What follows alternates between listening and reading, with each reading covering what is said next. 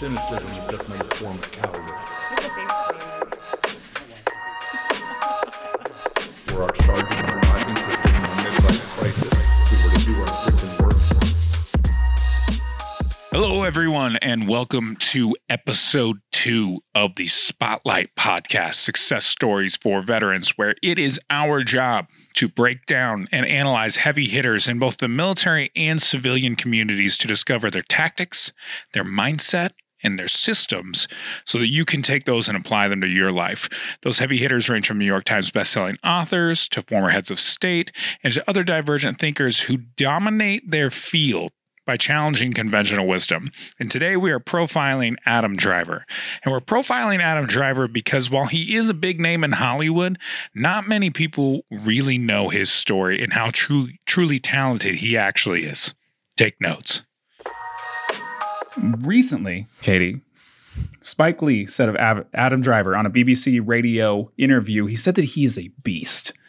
And as he's taller than Spike Lee? He's just an incredible actor. And to get that kind of praise as an actor from Spike Lee, and Spike Lee's a prolific filmmaker, well-respected, well-known. And for Spike Lee to say that you're a beast because of your acting range, I think is one of the highest praises that you can receive in all of Hollywood, because Spike Lee is divergent unto himself. Right. So for Adam Driver to receive that kind of praise from Spike Lee, to me, says that Adam Driver is just doing something completely different, or so different that it's worth getting that level of commentary. And Spike Lee was adamant.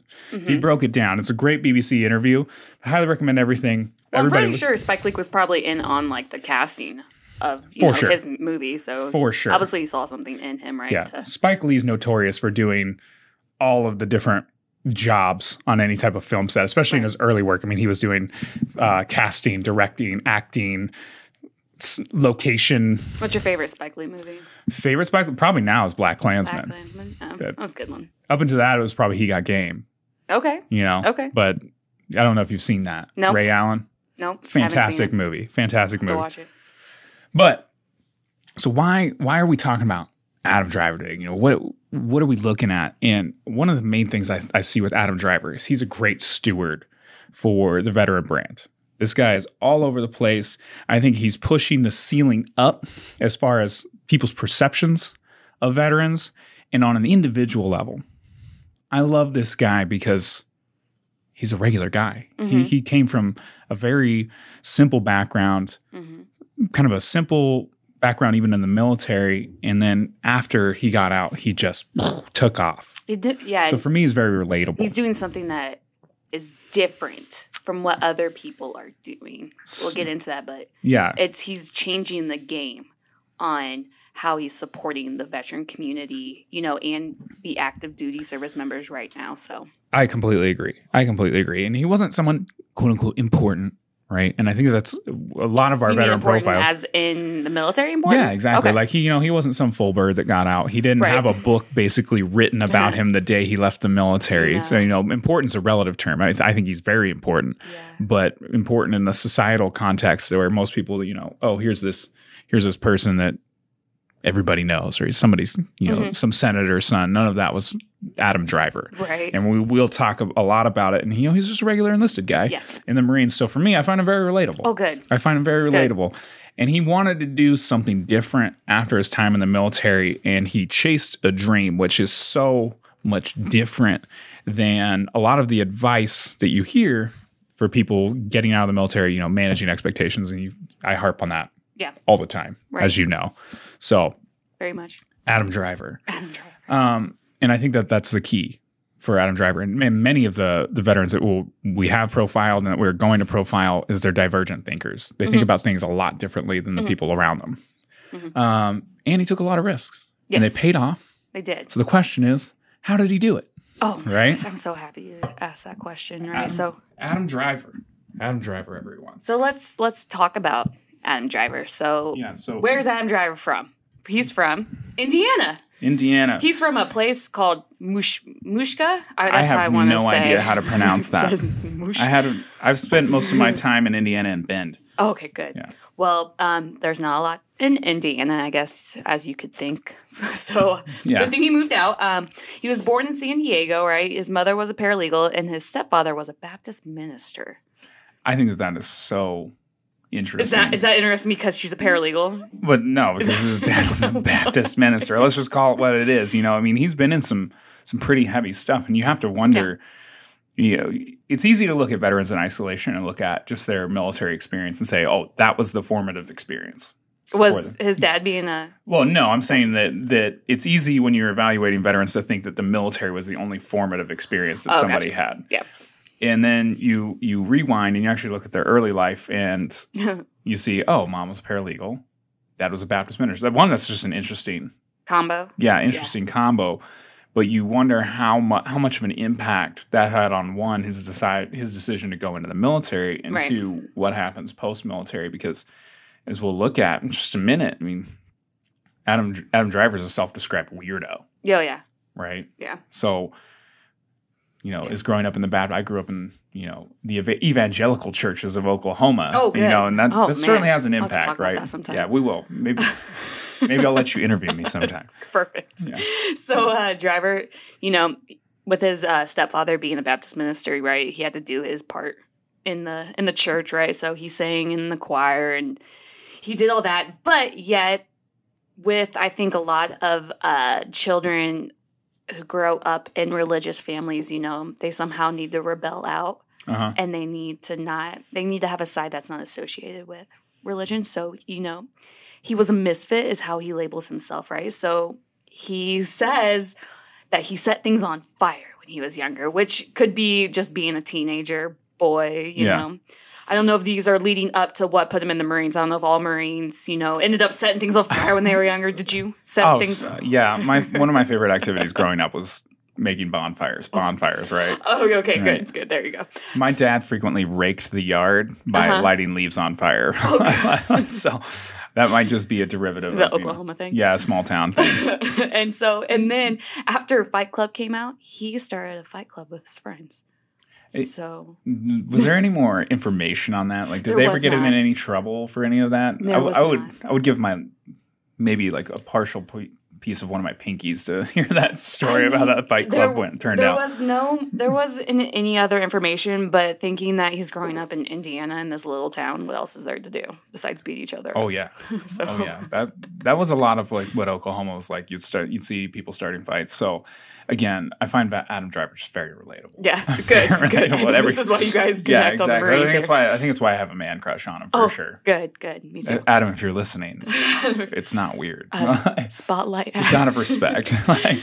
Email us, spotlight@gonzaga.edu.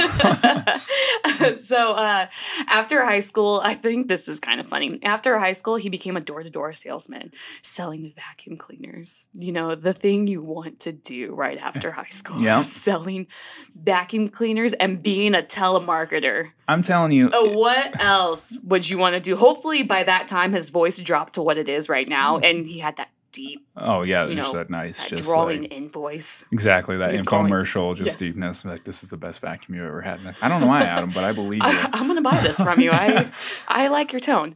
But can we pause on that for a moment? I'm down to pause on telemarketers. Because when I read that, because you did a large majority of this research. When I saw that he was a door-to-door salesman and a telemarketer. Right. Well, you know why, right? No, I didn't mention this. His parents, right after he graduated high school, started making him pay rent to live at the house. That's fantastic. So he Good for needed them. money. Good for them. Yeah. I think that's a great idea. Yeah. If your kid's going to live with you, and maybe it's just because I'm in my 30s and thinking about having children for the first time in my life. Yeah. I'm thinking, how do you avoid having somebody live with you till they're 40? Oh. I think you put them in that vice early. Like, there was no hope for me personally staying at home and. What if you were 18 and your parents made you pay rent? I think it's beautiful. Really? I think it's beautiful. My daughter's staying with me until she's 40. Yeah, that's fine. She's just going to trap her. You're not going to chain her up in the basement, are you? No, but we're going to be together forever. You guys going to have 50 cats? Probably, yeah. But at least we're together. But door-to-door sales. Yeah. And telemarketing. Right. Two of the hardest jobs that you can have. Yeah. And here's why. So I've never done door-to-door sales. I have a lot of friends who did. Oh, okay, good.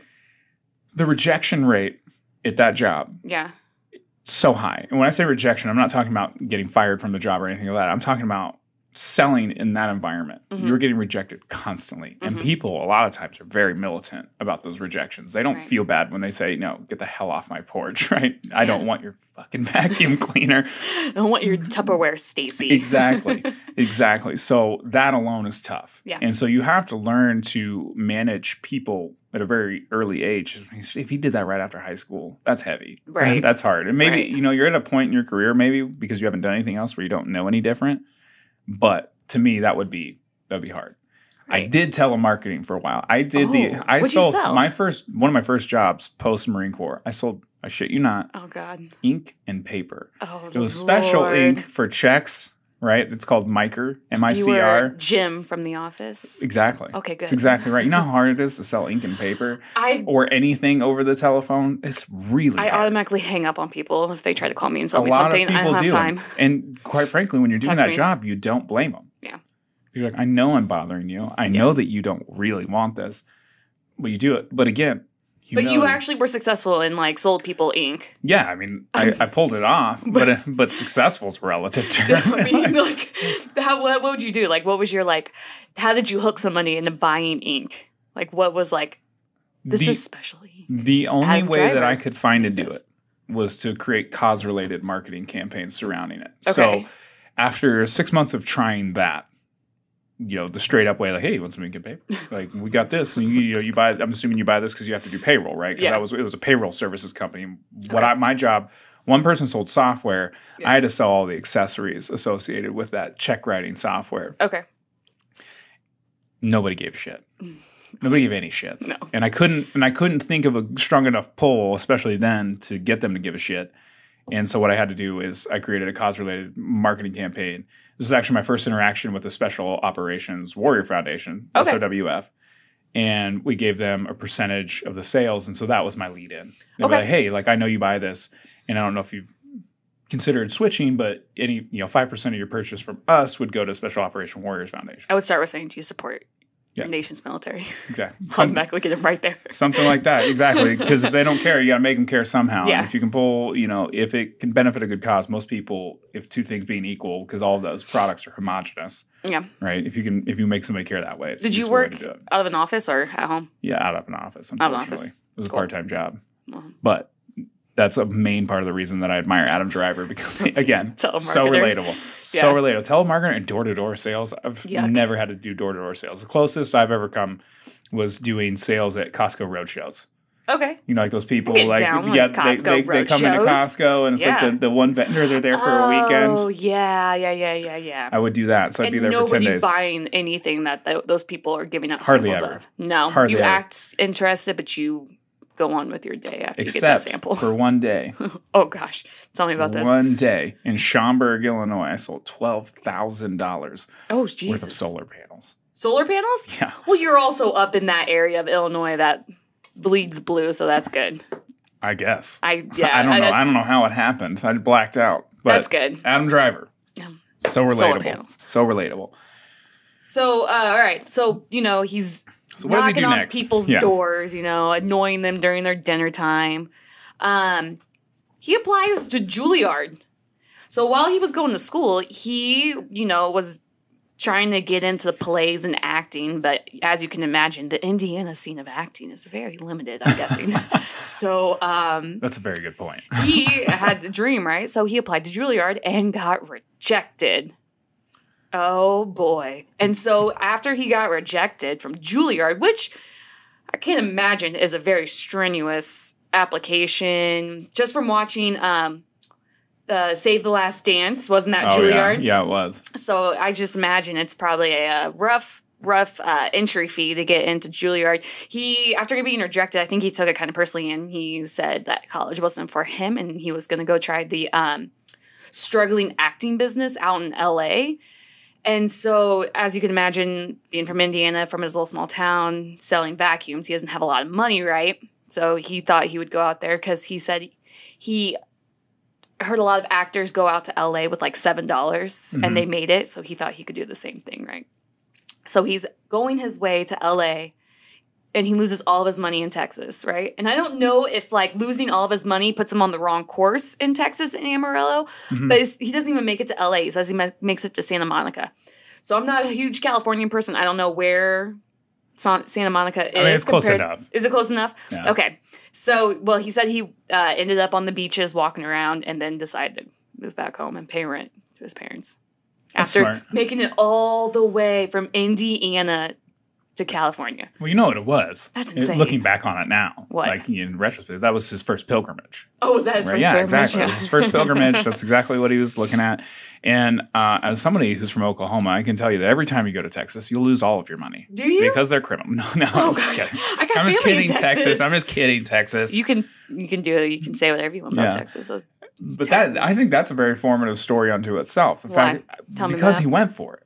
Oh, yeah. Right? He went for it and he missed. Like, so he missed Juilliard. He missed everything that he was planning on at 18. He's like, shit, got to move back home, pay rent.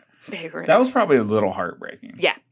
Yeah. And so what do you think the significance of that is long term? What type of impact do you think that had on him? Well, leading up into him entering the service, I think he's constantly being rejected and has no, path in life. I know I had no path in life. Mm-hmm. When I was younger like this, switching colleges back and forth, and so it makes you kind of a stronger person just because you experience those rejections, you experience those life experiences. And so, that constant rejection, that makes you a stronger person. Yeah. It makes you resilient to a lot of things. And so, as we're going to talk about him joining, but I think it kind of helps develop the person who he is and kind of helps that foundation that he did start. That's what I believe because, he knows what it's like to struggle. Yeah. And so he has that shared experience with a lot of, the veteran community and just the civilian community. So I think that's why he's so successful is he knows rejection very well. I think you're absolutely right. I think it's not uncommon for people who join the military to feel like they were on that kind of like the outside looking in. Mm-hmm. And I certainly felt that way. And again, Adam Driver, so relatable. Oh man, you guys. He's in the pod. I'm gonna say it over and over and again because I absolutely love this guy. He's fantastic. My story was kind of the same as yours. Yeah, and it's kind of the same as Adam Driver's. Yeah. I was not even quite 19, but I had moved to Charleston, South Carolina from Tulsa, Oklahoma. I got to this college town. I'm parking cars. Culture shock for sure. I mean, it was still kind of the South. Oklahoma's kind of the South, so it wasn't so far off. But Charleston. Charleston's very South, right? Oh, man. That's old school South. I love those. The natives there, they have that really nice Southern accent. Oh, yeah. I love it. They're not wearing shoes half the time. Yeah, exactly. What's going on, guys? Yeah, exactly. And they all talk about boats and golf. Oh, yeah. No. Yeah. So I went there, and I'd been there for a few months, and I remember just being bored out of my mind. Why'd you go there? My two older brothers were going to college in Charleston. Oh, yeah, they graduated from there. Were they going to the University of Charleston down there? Yeah, College of Charleston is right there in the Battery area. I heard that's got a very large female population. Is that the reason why they went? They both met their wives there. Oh, okay, good. I was still married, yeah. So I was there, but I remember just feeling like, this is not me. Would you go move into their apartment with them? Yeah, so me and my middle brother sharing an apartment. Our older brother lived literally right next door. So it was actually a very cool situation, but I didn't feel like I fit in. I saw the college lifestyle. I was like, I don't want this. It's hot and muggy I want to shoot guns. I want to blow things up, right? Here we go. Adam Driver, light things on fire. That's what I wanted to do. So I think that is a common story, especially among, younger enlistees within the military, maybe people who haven't gotten their degree yet, or even people who did get their degree. I'm like, what next? Yeah. What's the next step? And you want to do something interesting. Yeah. And I think that paves the way for the experience into the military. When you get in the military, and you've always felt like a misfit, and then you're surrounded by a group of misfits, and then nobody is. Right. So I think that is a pivotal moment, that rejection from Juilliard, and that loss of the dream when you're chasing it and it's almost seems too big, right? And you don't know how you're going to get it, and you resign yourself to moving back into your house, and then but something, it just sits there and just eats at you. And I have to assume that just sat there and just ate at him. Yeah, that he didn't get into Juilliard, he didn't make it in LA, had to go back to Indiana. I know. For me, that'd be like going back to Oklahoma. Hey, I'm from Illinois. I feel you. Yeah. So. After all of this kind of heartbreak, right, 9/11 happens. And so I think with a lot of members who are currently in right now and, who are not in anymore, I think after 9/11, the anger that he was feeling built up, and he decided that he wanted to do something about it. And Driver mentions in his TED Talk about, after 9/11, he was mad at everything. He said he was mad at his parents. He was mad at his life, his journey. He said he was mad at the government. He said he was mad at everything. So it made sense for him to get up and join and kind of have a direction into life. So he did, and he joined the Marines. Now, he joined the Marines, and I don't speak Marine, so I figured you could take it from here because you know what he did and what his MOS was. I know that I think this is infantry. I have no clue, so I would figure you'd speak of that. All right, so I'm going to qualify all of this by saying knowingly that I am what is referred to commonly in the Marine Corps as a pogue. Okay, right? Can you a pogue, for those of you who may not know, is an acronym that stands for personnel other than grunt. Okay, good. Pogue. Pogue. Right? And there's a loving war between pogues and grunts in the Marine Corps. Okay. We all love each other at the end of the day. You sure? But okay. I have limited knowledge of the ground side in that. Okay. I'm going to make a few assumptions here. I'm pretty sure I'm not getting it wrong. That's all right. Because I've known other mortarmen. It's our show, so it's fine. It's our show. So 1st Battalion, 1st Marines, 81 millimeter mortarman. I believe that's an 0341. So what determines whether or not you're a pogue is if your MOS in the Marines starts with 03 whatever afterwards, you're a grunt. Right? Okay. The most common one is 0311. Right? That's your standard grunt. 0341, mortarman. I think that there's another mortarman designation for either a smaller or a larger mortar. I don't know the answer to that. I actually have a good friend of mine who's a mortarman. I should know. He's going to punch me in the face like when he sees me next time. What's he doing day to day? Actually, so mortars are not as prevalent on the battlefield as they used to be. Okay. Or at least in the modern battlefield. They're still used, but not used as frequently. Mm-hmm. So they do a lot of patrolling and general grunt work. So a lot of them they tend to, it's my understanding that they set them up more like your regular Marine Corps fire team. And for those of you who don't know, the fire team, that's a 4-man team. And I think they set them up just like your regular fire team, squads, platoons, like that. And then occasionally when needed, they'll do mortar work. But I don't think that's their main function as much anymore. I don't know that that's as useful as it used to be. I don't speak But I could be totally wrong. It's okay. Okay, so he does this because, like many young Marines, he enjoyed shooting things and blowing things up. To this. My main difference is I wanted to fly. Okay. Right? And so I went and became aircrew and shot machine guns from helicopters, which was super fun. He was doing stuff on the ground. Right. And I think this next point that you found that what he said about this, what he enjoyed most was the people. Mm-hmm. And that is common. And I think that's common among all military branches and all services.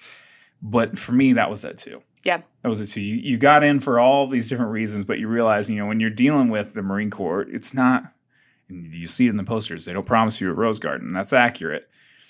So the only thing that you have really that doesn't get taken away from you is the people. Okay. And the people a lot of times are what keep you going, because there's some very frustrating days in the Marine Corps, to say the least. Even just, and I'm not even talking about war. I'm not even talking about being deployed. I'm just talking about generally existing in the Marine Corps. Sometimes it's just a frustrating environment. Yeah. And sometimes the only way to keep your motivation is those people around you. So that's not, it certainly wasn't uncommon in my experience. My friends are the biggest takeaway from the Marine Corps. So to see Adam Driver have that same takeaway, again, relatable. Yeah. I found it I found it interesting because, I think this is fluent through all branches because, right now I still stay in contact with a lot of the people that I served. And, my husband does as well because he's still in. But, no matter where we've moved to, we have those friends and they come from all different walks of life. Yep. And that's the one thing that's really awesome about being in is when you put on that uniform, you don't know where that person came from. You don't know who that person was when they were growing up. You don't know what their background, what their financial status was. You don't know what their religion was. You don't know anything. And it doesn't matter because you have a mission to do and you have to get that accomplished. And so you put everything to the side, but you still get along with that person. And it doesn't matter. So automatically you're not judging that person exactly by their appearance or by what they've done. You become friends. And so I think that's something that he brought away, that he took from being in the military, is how much he enjoyed the people in the community he was with and how that kind of reflects his work that he's doing today. Yeah, that's what I was going to ask you next, is how much of an impact, and we can only speculate. And I know he's talked about it a lot, but taking that Spike Lee comment about his range and prefacing that against the opposite of Spike Lee's basically saying that other actors don't have that type of range, even good ones. Yeah, right. Where did that come from? Because it came from Indiana. Yeah. Right? Pretty homogenous culture in Indiana. I'm speculating here. Okay. And I would love to ask Adam Driver this question personally. How much of an impact of all those different walks of life coming in and interacting with him, now how much more does he have to draw off of as an actor because of the different people that he experienced in the military? I don't want to take away from Adam Driver's capacity as an actor and his studies at Juilliard or anything like that, but I have to assume that had a large impact on his ability to draw from different people that he's experienced and to make himself more empathetic as an actor to actually achieve these different character types that he's been asked to play. Because, I mean, he's done all kinds of different movies, all kinds of different characters. And for me, I know that I experienced kind of the nation as a whole and the microcosm that was the Marine Corps. You get all of these different people. And when we would go out, I remember one night very vividly, there's a man in a cowboy hat with cowboy boots. I got a guy from Texas, and I got a good buddy of mine from Kentucky who's just super Kentucky. Right. We've got a guy in a Slipknot t-shirt and Converse All-Stars, tatted up all the way down to the wrists. And then you've got, frat boy in like a pink, like coral pastel shirt with shorty shorts and flip-flops and just everything in between. That's before we even start getting into our female Marines. Yeah. Right? Is that a different community too? No, it's not a different. Well, I think they're a different breed of people. Yeah. Female Marines are badass. Oh yeah. They get not nearly enough love. No. So you've got all these different people coexisting, and I have to assume that played an impact long term on his ability to do it. And I think that the fact that he goes out of his way to talk about the people being the most important part of his military experience, I think is accurate, and I think that it's common amongst veterans, and I think that it's one of the most understated values that veterans have, and that constantly gets missed in the civilian community post fact, is that civilians don't see this heterogeneous community of people coming together and becoming homogenized. You understand how fascinating that is as a social experiment? Yeah. Like they try to duplicate that everywhere. College campuses nationwide can't not pull off what the military does. No. I've never seen it. No. Anywhere else. They try, but we're all human and we all act the same way. And I think, being in and, like you said, being around just different walks, and it helps you grow as a person. Yeah. It kind of helps you, develop yourself. And completely agree. I think that's a great takeaway that a lot of veterans have, that a lot of civilians don't assume and don't think about. And, they just want to assume that only veterans only want to speak to other veterans, and that's not true. That's not true at all. We can speak to everybody, and we don't need different offices here. Yeah. We were the office, in the military. Like, there was no section this, section this. There was just everybody blended together to, for a common purpose. So, all right, so let's go past that. So he enjoyed the people. Now let's talk about the deployment. So he served for 2 years, 8 months, no deployments. No deployments. This, I think, is the most heartbreaking portion of the Marine Corps tale. Is to not deploy with your unit after training to go to war with them, and then they go and you don't. Right.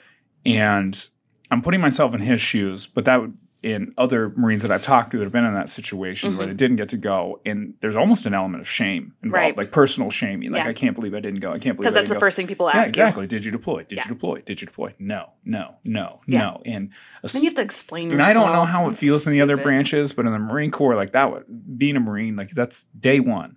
what you want to do. Right. Because in your mind, that's what makes you a real Marine. Well, that's kind of the reason why you joined, I figured you didn't join the Marines to stay home. Yeah, I certainly didn't do it to not deploy. And so I think that is a profound moment that maybe civilians can't relate to as much, because to not do that, that's crushing. Yeah. And I think it drives a lot of what you see him doing post-military. Mm-hmm. And again, relatable. He broke his sternum while mountain biking. I'm a huge mountain biker. So again, you broke your sternum. Adam, spotlight at Gonzaga.edu. Let's go. And he gets medically discharged. Right. And I think he was talking about this moment when he got came out of the hospital. He said his unit was outside the hospital waiting for him to see what his status was, because they were months away from deploying to Iraq. And I get him talking about it was kind of emotional, because he wanted to deploy and he wanted to go with his, what do you guys call it, his platoon. Yeah. He wanted to go with them, and they all had this disappointing look because he couldn't join them. Yeah. And so it was just kind of like a heart-shattering moment, I think, for him right there. Yeah. I think so don't go mountain biking. Stay on the roads. No, I'm just kidding. Mountain biking's great. The roads are dangerous. Never been. Just don't break your sternum. All right, so let's go past this devastating moment, right? Let's go after he gets out. After so he's just had his heart ripped out. What next? He did. So he thought he would go back to college, right? And so before, we'll talk about Juilliard again, but he went back to college and he went to Indiana State, right? Okay. So that's the Hoosiers, right? That's Indiana. Indiana's the Hoosiers. I don't know. The Indiana State University is where he went. Okay. So is that the Hoosiers? No. University of Indiana is the Hoosiers. Yes. So he wasn't a Hoosier. So that doesn't make so. Okay. So he wasn't trying out for the basketball team. So anybody from Indiana, tell us what you are. Send those to Katie. All right. So he goes there for a year. And he did go to the University of Indiana. Wow, I keep getting University of Indiana and Indiana State. I just get so University. He was a Hoosier. He was a Hoosier for a year, right? And then he went back and auditioned again at Juilliard, and ta-da, he got accepted. I love the story. Oh my gosh, right? So he got accepted into Juilliard, and fast forward, he met his wife at Juilliard too. So beautiful moment for him, right? Okay, so Juilliard wasn't like all successes for him, right? I think his experience at Juilliard really fully helped develop the man that he was going to become, right? So he experienced what a lot of us are still experiencing, a lot of veterans are still experiencing to this day. Being a civilian is not as easy as it seems, right? So he talks a lot about his experience in Juilliard, because he was thinking, while he's a Marine, he's got important shit going on every day. He's got bigger things, bigger than what's going on in his life going on that he has to worry about. And I know you've experienced this. I've experienced this. You put your personal life and you put everything else on hold. You got to get the mission done, right? And so he came out thinking the same way I think too. When I was doing critical missions, right? And so I was thinking, man, civilian life's not going to be that bad. Mm-hmm. If I had to, put all this into like getting the mission done, no matter what it was, being, getting our ship ready to be deployed, blah, blah, blah, like that was what I had to worry about. There was no other like emotional thing I had to worry. There was nothing like this. So being a civilian, paying bills, finding a job, I thought that was all going to be easy, right? And so did he. He thought being a civilian was going to be a piece of cake, right? Wrong. And so I can imagine, like I said, Juilliard's got to be hard. Yeah. And he did. He struggled through going to Juilliard because who he was as a person, right? Think of a Marine going straight to Juilliard. I have to feel like he had to feel like a fish out of water. So being a Marine, what I picture is, a tough guy, deep talker, throwing things with a chew in his mouth or something. I don't know. I mean, that's not, I'm just generalizing here.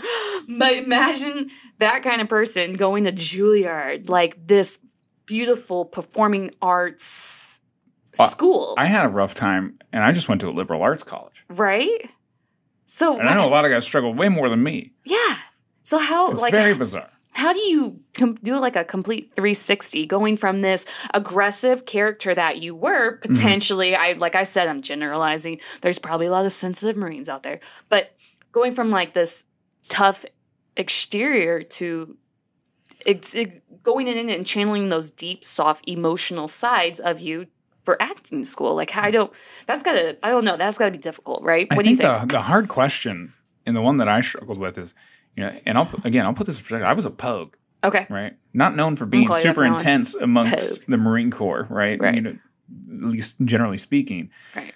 And I know I was way too intense for most people that I was interacting with post-military. Mm-hmm. Mm-hmm. People just thought I was out of my mind. Right. And they look at you like you're out of your mind. Right? Yeah, exactly. Yeah. So they either think that you're a robot or they think that you're unhinged. One of those two. Right.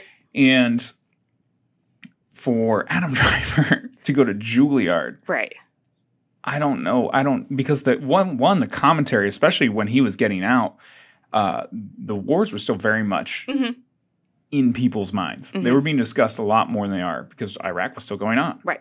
Afghanistan was winding back up when he was going to Juilliard. So a lot of people had very uninformed opinions about what the military is, what they do. Yeah. And a lot of people have misguided views about the Marine Corps, what it is, how it works, how it functions. Most people get it from A Few Good Men. Tom Cruise movie. We won't get into Tom Cruise today. We've already handled that one. We're done with Tom. But it is so weird. It is such an awkward feeling. You feel like your skin just wants to crawl off your body because you feel like you can't be yourself at all. Yeah. And you see that constantly, this comment about there's no sense of community. There's no sense of community. There's no sense of community. Right. I think it's accurate. Yeah. Right? Because you don't feel like you make real friends, or at least it's a hell of a lot harder. And then you start asking yourself the question, how much of my previous self do I take off the table from people versus how much do I actually bring to the fight, right? Like, integrating the military and civilian components of yourself, because now you're almost like you have two sides inside of you warring with each other. Yeah. And the question becomes, how do I maintain the enough edge that I need to be different, right? Because being different's not bad. Right. Because in a lot of cases, if used appropriately, it's your key value proposition. Right. Versus how much of that softer side, we'll call it softer, because I don't have really a better word for it. How much of that do you maintain, or how much do you kind of polish all of that? And at what point are you not being true to one side of yourself? Right. I still struggle with that. Yeah. Definitely. Should I burn everything and salt the earth behind me, or should I, plant flowers and daisies and, talk about honeybees? Yeah. So. And, just something I want to bring up real quick that I found interesting. He speaks about how military members are viewed and how they're engaged when they have their uniform on compared to when they have it off. So you could have a person acting the same way with their uniform on, and people are just like, oh, that's, blah, blah, blah. And then right when they take it off, if they act that same way, it's, oh, wait, something has to be wrong with this person. Yeah. Like, I equate it to human hair. And I know this is going to sound strange, but stick with me for a second. Down. All right. Human hair, when it's on your head, it's beautiful. Everybody thinks, oh, you have great hair. Oh, you have great hair. As soon as that hair is off your head, it's the most disgusting thing in the world. No, yes. That's good. I've never thought of that. That's how I believe veterans are viewed. We're like human hair. Like, as soon as we're out of the military, PTS, these things, yeah. Yeah. But, and there will be people out there listening and be like, that's not true. Yeah, I know. We know. It's kind of true. You're that one person that doesn't think that way. Yeah. We got it. But we're just addressing things that are out there, right? Yeah. So, he graduates in 2009. Oh, he does graduate in 2009. From Juilliard, which is a hell of an paid for, too, by his GI Bill. So, #go military. Right? Good on him for sticking through that, because I bet there were moments where he's just like, why am I here? Why am I amongst these people? I've totally lost myself in this. He being there and being able to work through kind of his tough exterior into these more probably sensitive roles, that just built him to be, because, he's experienced so many things like rejection in his early life. He experienced heartache in the Marines, and he came here and experienced a challenging environment for him. So he's developing as a whole person, as a whole. He's developing very well. And he goes back to dealing with being a misfit, right? So he's a misfit again. Yes. Which you're like, I thought I got out of that. So I think what we're talking about next is pivotal.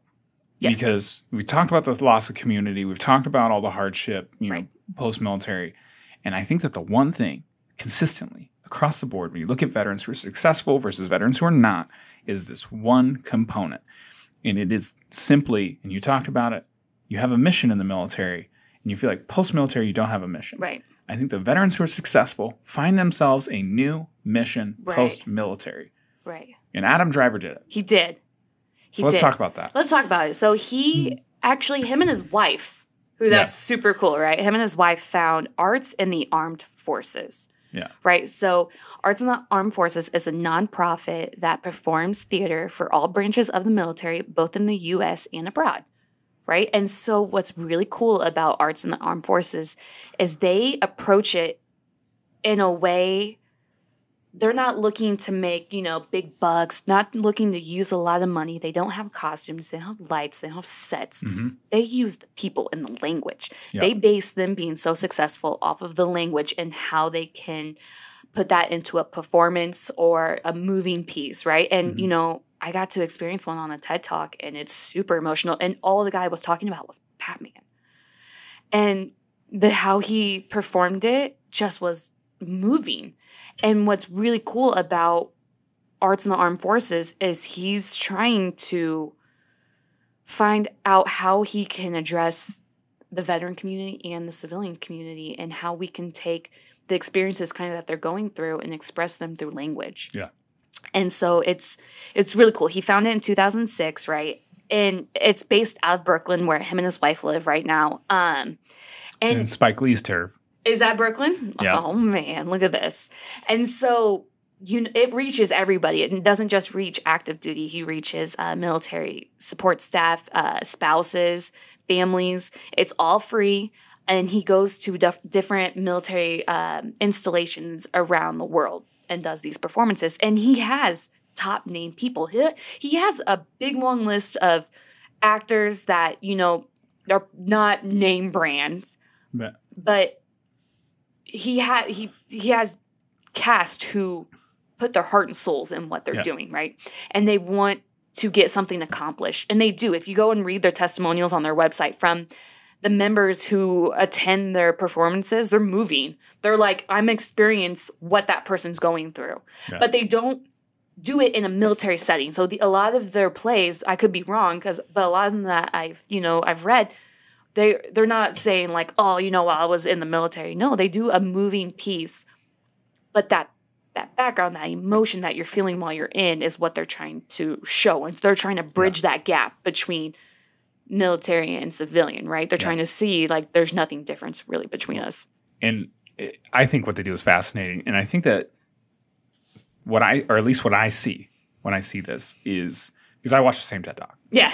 And it's really when I came to respect Adam Driver in just like a deep way, because I thought this whole thing was brilliant. And I think what he's bringing there, and this is my interpretation of it, is keep it simple, stupid. Mm-hmm. Get rid of everything. Get everything out of the way. Get rid of the scenery. Get rid of the costumes. Get rid of everything and bring the real out. Yeah.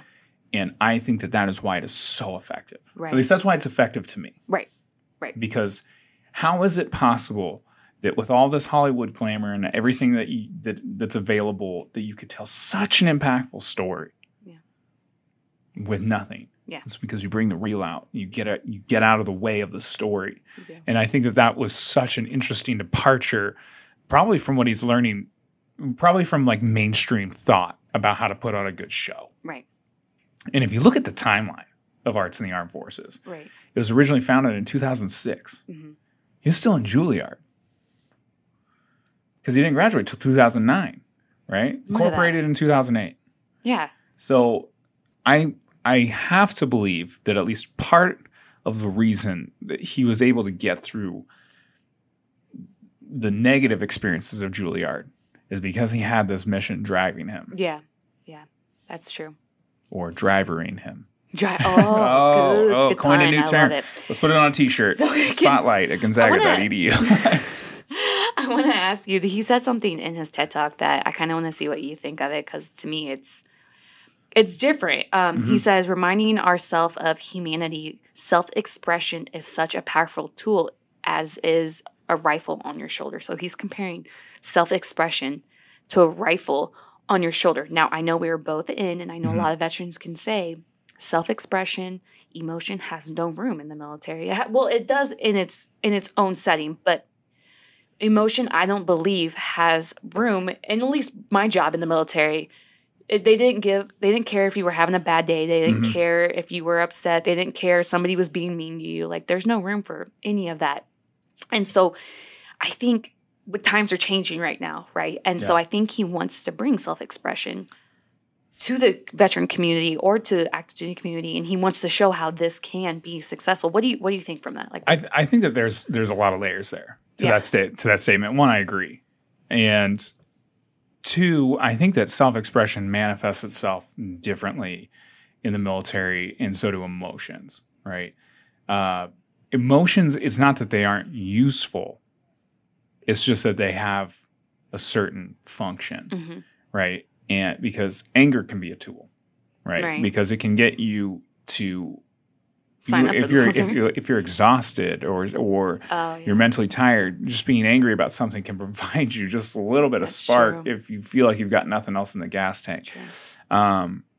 Sadness can be a tool in the sense that mourning the loss of your friend, is an important part of that process, but it's different because you can't be driven solely by your emotions, right? And that's, I think, a very different concept than what you see, especially now in the civilian world. Emotions are very front and center. Right. That's how are you feeling? Yes. And that becomes, to me, it's very uncomfortable. It is. So I think that's one component of the emotional difference. But as far as the actual self-expression, I think that happens quite a bit, right? Because you see everybody in a uniform, but it's the little variations of things, like even how somebody like blouses their boots, or for example, when we were in Afghanistan, all of the tail gunners, because we were each in charge of maintaining our own tail gun, the Gal 21, because there were only so many of us who were qualified to do it, and all the other door guns needed to be maintained by our ordnance, and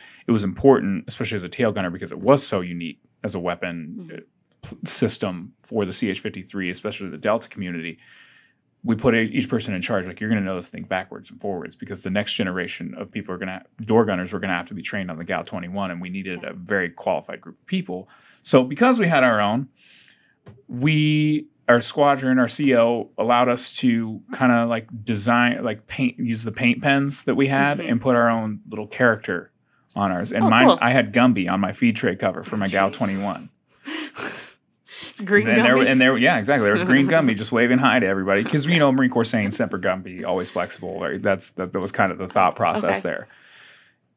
Some people named them. Some people just drew just fancy designs. So self-expression still occurs, just in a different way. And, those are the unique little twists that you see. It's just, it's more micro. Yeah. And I think what Adam Driver's saying here is, you can take that and it can be a macro tool, and expressing yourself is important.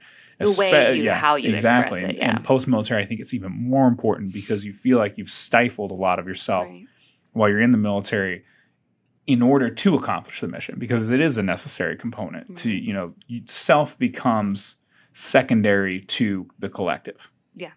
Yeah. So, and it is a wonderful tool. And I think the imagery that he provided with that statement, because that speech is phenomenal. Oh yeah, it was good. The imagery he provides there, the thought process of self-expression being like a rifle, sending yourself down range, I think is where I'm taking from that. Okay. I think that it's huge. And it resonated with me when I heard that. Good. I thought that was just a powerful sentence that he had. I kind of want to ask you something too, because I think one reason why he's doing this arts in, the armed forces kind of thing is he experienced a lot of condescending is how the word he uses, things to get the troops riled up while he was in the Marines, right? And so he mentions that while he was in San Diego, the Marines could win a date with the San Diego cheerleaders of the Chargers. And he said that date wasn't a date. It was they got to walk around a cheerleader with supervision around the stadium. Yeah. And I was like, wow, when I heard him say that is condescending. That is not something that, I'm a woman, so I guess it doesn't appeal to me, but that's not how to boost the morale, I don't think. Yeah. So, because you're being viewed as low, you're being viewed as a risk, you're being viewed as this. So I think with bringing arts performance, something like that doesn't patronize the troops, I think is very respectful. Well, yeah, I think it is very patronizing, and I don't know that the San Diego Chargers meant it to be that because I think that there's liability. I'm putting my law school hat on for just a moment. Oh, here we go. I think that there's liability in letting somebody you don't know go on an unsupervised date with one of your cheerleaders, right? I think there's some concerns there, but it does come off as patronizing. Yeah. Because you're like, oh, great, we're going to take you into, and you're going to walk around the stadium and there's going to be a security guard there because we don't trust you. Yeah. Fucking criminal. That's, yeah. So I don't think that that's what they intended, but that's certainly how it comes across. You see a lot of events, though, are just like that. Yeah, exactly. And when you're voluntold what to do while you're in. Yeah. I think that it does take a very patronizing tone. And I think that Adam Driver was right to address that with that component of the arts in the armed forces. Right. And I think that it's very important because what they do on the back end, the Q&As with the actors, I think that removes that patronizing tone. They do. Because it allows you to actually interact with them in a real way. Yeah. And that's the problem with the San Diego Chargers cheerleaders example is that it's not real. No, it's not. Right? It's curated. It's staged. It's not raw. And, they're getting in the way of the story. So, when we talked earlier about bringing the real out, if it's not real, I'm not interested. Right. And I think a lot of veterans feel that way. Right. In all of these events, you see them come across as, oh, this is us as pillars of society doing something nice for our lowly veterans. Right. And it comes across that way. Yeah. And it's not, and it's done with the best of intentions. And I'm not trying to spear people for getting it wrong, but fix it. Don't treat a veteran like a child. That's really, really gonna ruin it. And I think that Adam Driver has managed to strike the right tone of saying, "Hey, yeah, there's issues here. There's people who are having who are experiencing a challenge in their life, but that doesn't mean that they're done. It doesn't mean that they're dead. It doesn't mean that they're anything other than somebody experiencing a challenge that they want to overcome. And if we can put language to it, if we can give words to the problem, if you can, it's a lot of schools of thought. If you can name a problem, you can fix it. Mm-hmm. That's what I think this does. Right.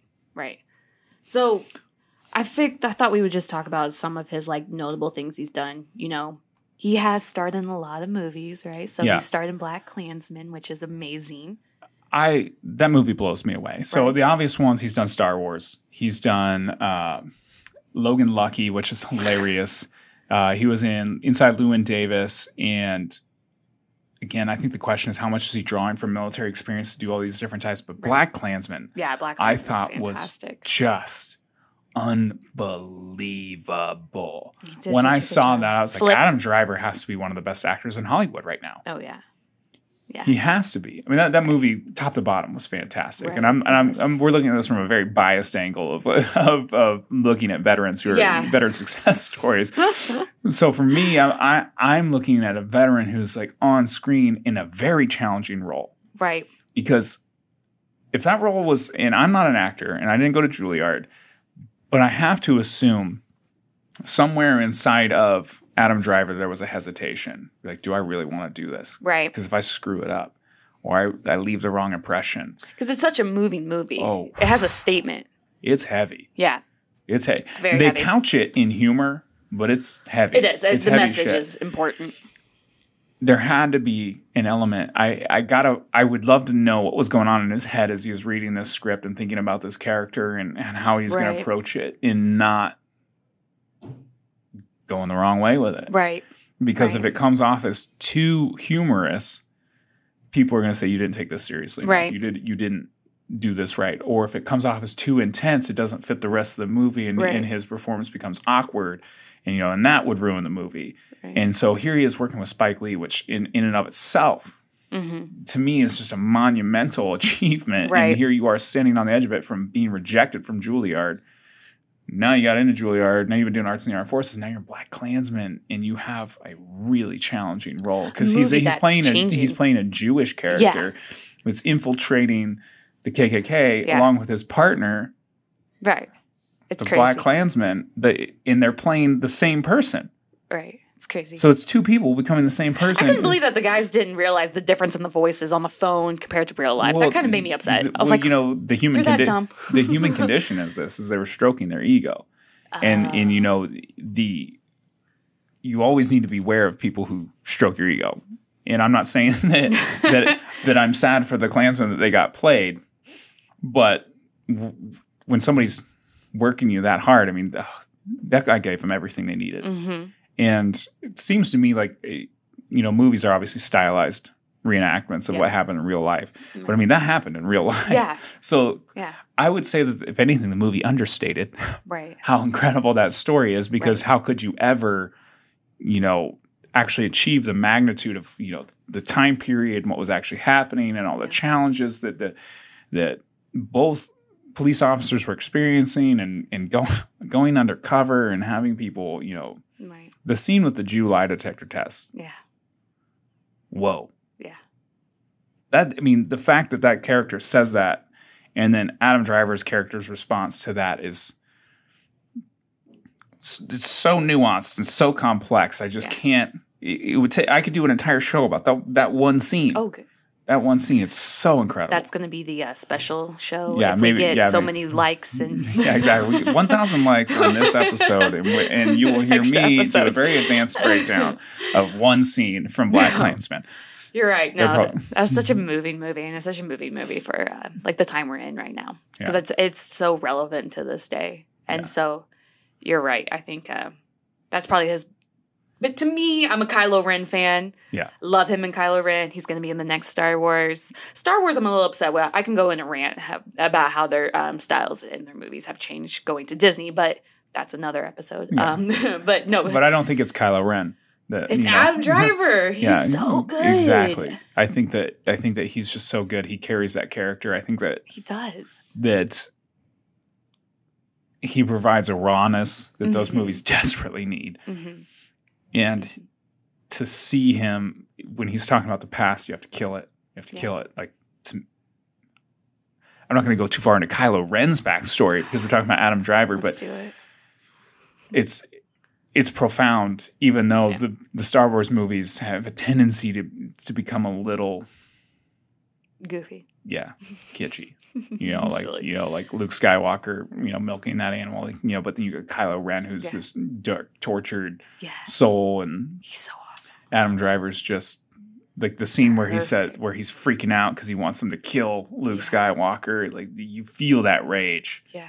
And again, I got to go back to how much of the Marine Corps experience played into that. How much of that was like Marine Corps boot camp coming out because. Yeah. I've seen that face before. That's something that you don't see a lot of actors can't do. They can't, if they have one role, they stick in that one role. So if they're comedians, like Jack Black, I can't see him in a serious role. Are you kidding me? If he does a serious role, I would love to see Jack Black in a super dark role. Like John Lithgow. Have you seen John Lithgow? You're familiar with John Lithgow as a comedian. He's very good in dark roles. I could see Jack Black going dark. I can't. I can't. But like with Adam Driver, he can play Logan Lucky. He can play Kylo Ren. He can play a serious, but I guess there's some humor in it. And the BlacKkKlansman. That's what's so mind blowing about the whole role is he's walking this tightrope the whole movie is. Yeah. I'm not trying to discount the rest of the cast from that movie. That whole movie is marching down that line, and I think Adam Driver almost had like a quasi impossible task to lay out at his feet to like. You need to be an honest portrayal of a Jewish cop who's sliding in as a white guy to infiltrate the KKK. Yeah. I know. It was good. If you haven't seen BlacKkKlansman, you should definitely get on that because best movie I've seen in this part of the decades, right? In the teens. If you're that 70s show, you will see Eric as David Duke on the show as well, I thought he did a great job in that role. I haven't seen that guy in forever. I haven't seen that actor in anything, and then he was playing David Duke. Spike Lee knocked it out of the park. Knocked it out of the park. The whole. I was in the movie theater. I watched it by myself in the movie theater because nobody else wanted to go with me. So went and saw it by myself. Oh, I'm not. Okay. Because nobody's bothering me. I was analyzing this movie. But so we can talk about Adam Driver, and I could talk about him all day because it's hard not to talk about my man crush. I'm down. But what are the takeaways from this? You know, if we're going to look at it, we look at his early life. We talked about a kid setting fires. We talked about his military career and the fact that he didn't deploy with his unit. We talked about the disappointments of Juilliard. If you had to take away one thing about Adam Driver that just you think is the most profound element about him that made him most successful, what would you say it is? That's making him most successful? Yeah, or is driving this man that you see now? I would say, first thing I would say would be how he was only able to serve. Where would he be if he didn't get in that mountain bike wreck? Like, let's think about that. Would he be here? Would he be at Juilliard, or would he still be serving? Because he liked it. Yeah, he enjoyed it. So, you know, I think with his, he had that accident, and you know, he only got to do 2 years. So I think he wants to continue to serve because he misses that. You know, I think he kind of feels defeated. I think he feels, you know, a sense of unaccomplishment serving. So I think that's why he's so involved with the arts in the armed forces, because he needs to continue to serve. And his way of serving is by helping those military communities. And so, you know, something we didn't talk about, but, you know, he hires student veteran interns for the arts and the armed forces. You know, he's finding ways to get veterans involved in it, whether it be, you know, writing playwrights and sending it to the arts of the armed forces. And they're having Pulitzer Prize winning authors read these things, right? Yeah. Having them get involved with the plays, you know, engaging with them afterwards, listening to what they have to say. You know, I think that's his most accomplished, because, you know, he can go home and say, yeah, I did these movies and I did really well. But he can go home saying, I know I helped out this population that needs that support, because they're supposed to be so together themselves. You know, they're people look to them for help, right? People look to veterans for help. So he knows that they need help as well. They're human. So I think going homes and knowing that he's making a difference in that population that's supposed to be strong. Yeah. He's helping them out. Yeah. I agree. I think that mountain bike moment is pivotal. Right. I think that it's crazy to think if he didn't get in that accident, would he be here? Totally different life, you know. Right? And you can point at anybody's life and say, you know, true. at this moment. But I think that's a very profound moment in his life. And for me, what separates him is something that you touched on, is that he is so mission oriented now, and how he does it differently. And what I think is so unique is he was talking about self-expression. You can express what's going on inside of you without emotionally draining the people next to you. Right. And I think that's where a lot of people struggle is, you know, they let out what they're feeling, but they do it in such a way that other people feel like they need to scramble to, you know, to support and take care of this person. Versus Adam Driver, as he's expressing it, he admits that, you know, all these things that he's doing are as much about him as they are about the people that he's working with, because they were things that he experienced. Right. So, and I think that the veterans that are more successful than those who aren't are admitting to themselves that I'm doing this for me too. This is not some altruistic endeavor that I'm undertaking. I experienced this. It hurt, and I wanted to do something about it. And this is my mission because it's important to me. Right. And I think that it's important to, you know, this group of people. And I think that allowing yourself to admit that is what makes you relatable. And I think it's what ultimately drives you. And I think that it becomes sincere to the people who are receiving it, because a lot of times when we're seeing people, and I'm not gonna talk about how I hate Wounded Warriors Foundation at times because of all their controversies. Because what made that different is it didn't seem sincere, because like, this is all about you. This is all about the veterans. And if somebody at any point at the top of that organization would have said, look, I'm a wounded warrior. I wanted to set up something that would help people like me, because I went through this, and this is about me and me needing to feel good. Because if I don't have this mission, I feel like I'm going to waste away. I think that would have been more true, and I think if they would have that in their mind, it would cause them to make decisions differently too, as veterans. And I think that Adam Driver is making very genuine decisions, as much as like Gary Sinise is making genuine decisions. Chuck Feeney is making, because they're admitting to themselves that they are self-motivated by some selfish reason, but that's okay. Right. And that's just human. It will benefit other people in the process. And I think that's pivotal difference Right. in Adam Driver Right. versus a lot of people who maybe aren't successful in their endeavors that they want to have with other veterans because they're not admitting that it's about them. And so they have to paint things in this weird picture. And, as you're peering behind the curtain, you're saying, bullshit. Right. Right. And once somebody says that about you, once they're saying bullshit. Right. So game over. Right. So.